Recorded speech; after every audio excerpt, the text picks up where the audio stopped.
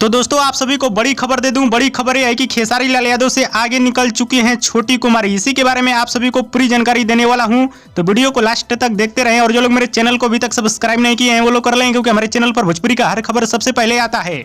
तो दोस्तों आप सभी को बता दूं 27 राउंड का गिनती है और पहला राउंड का रिजल्ट आ चुका है।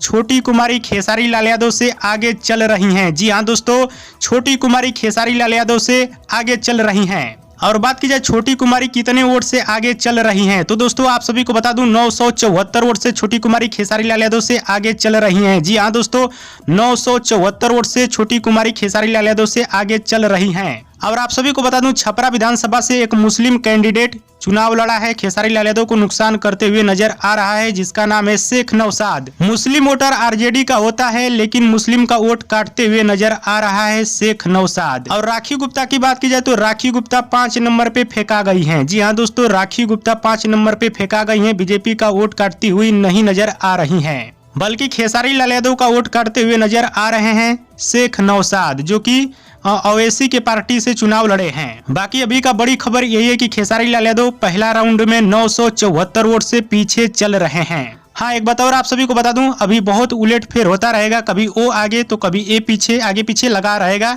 2-3 बजे तक। कुल मिलाकर 4 बजे तक क्लियर हो जाएगा कौन जीतेगा कौन हारेगा।